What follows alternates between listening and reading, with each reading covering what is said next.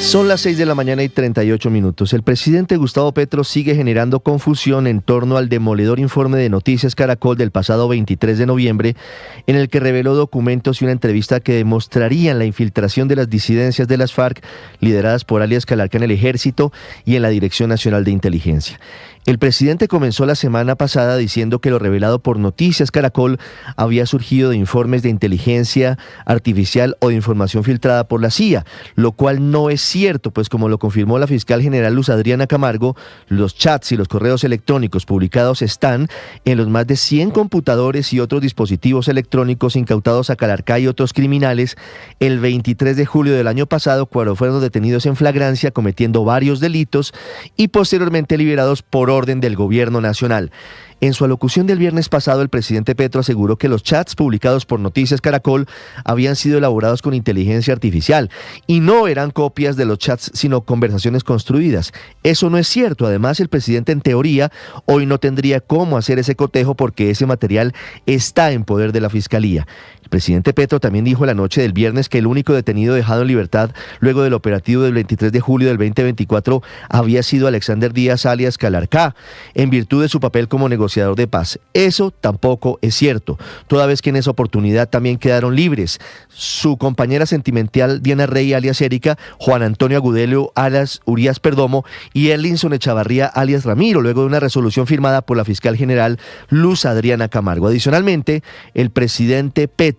en las últimas horas se preguntó el viernes en la noche si la palabra Huertas aparecía o no en los documentos revelados por Noticias Caracol, lo cual fue respondido anoche por la unidad investigativa con la lectura textual de dos documentos en los que se menciona el apellido del general Juan Daniel Huertas en posibles reuniones con disidentes de las FARC. De lo que no habla el presidente Petro es de los presuntos vínculos del general Huertas con el ELN y con las disidencias de las FARC, pese a las cuales él decidió reintegrarlo al servicio activo en julio de este año, luego de haber apoyado su campaña a la presidencia en el 2022 como militar retirado. También resulta llamativo que el presidente Petro no haya dicho una sola palabra sobre las amenazas de las disidencias de las FARC por medio de un comunicado leído por alias Andrei en contra de los periodistas de Noticias Caracol, a quienes declaró actores del conflicto armado tras el informe en el que se revelaron los presuntos nexos de integrantes del grupo de Calarca con personas que hoy forman parte del gobierno de Gustavo Petro. Finalmente, el presidente Petro no explicó por qué, si el objetivo de los procesos de paz es desmontar los grupos criminales,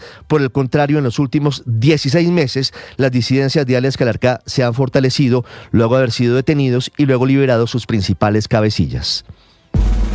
Camila Carvajal es periodista. Está en Mañanas Blue.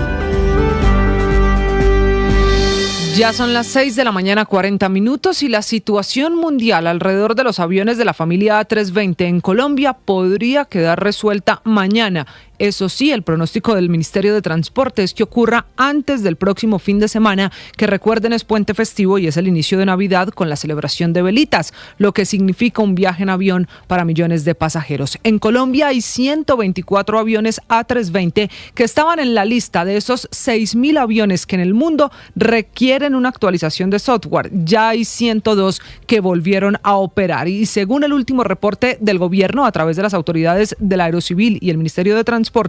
22.630 pasajeros se vieron afectados viernes, sábado y domingo, producto de cancelaciones, retrasos y demoras en sus vuelos. El 92% de esos pasajeros ya fueron reubicados en otros vuelos, incluso para el mismo día de su viaje, lo que quiere decir que en la práctica, hoy, la mayor afectación que queda en el transporte aéreo del país es para Avianca, cuya venta de tiquetes sigue suspendida inicialmente hasta el próximo martes 9 de diciembre. La TAM ya hizo la actualización de los 5 aviones de la familia A320 que tiene en su flota y JetSmart hizo lo mismo. Allí solo hay un avión de esta familia. En la Avianca la cosa tarda un poco más porque es que el 75% de la flota justamente es de estos aviones. Y la actualización de aviones en Colombia fue declarada por el Ministerio de Transporte como una prioridad nacional, por lo que este fin de semana pudo hacerse con el afán del caso a través de la DIAN el proceso de importación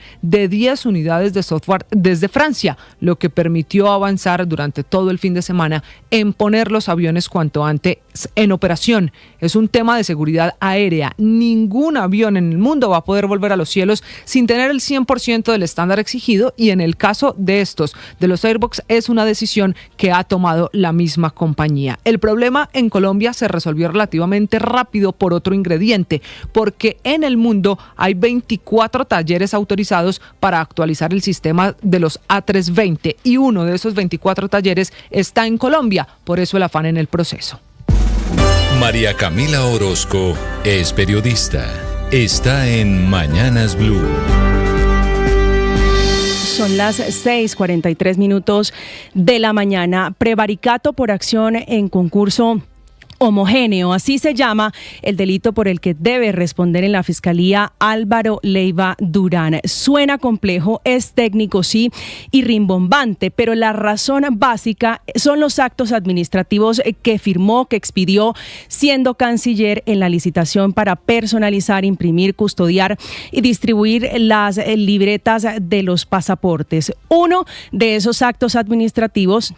es de septiembre del 2023 para declarar desierta la licitación de 600 mil millones de pesos, aduciendo por un lado problemas de estructuración de origen, por otro corrupción y el supuesto favoritismo a uno de los contratistas que a hoy nadie en el gobierno, ni siquiera el presidente Gustavo Petro, ha podido probar. La empresa que había ganado se llama Thomas Gregg, que durante años sin ningún inconveniente ha impreso los pasaportes colombianos y con quien sigue haciendo el gobierno los pasaportes porque no ha podido sacar adelante su modelo de transición. Leiva es el tercer ministro o exministro de este gobierno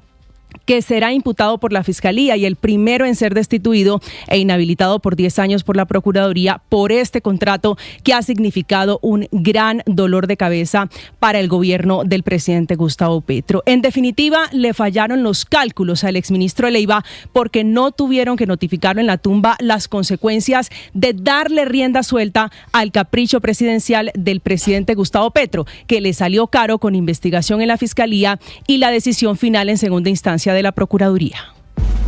Paola Ochoa es periodista. Está en Mañanas Blue.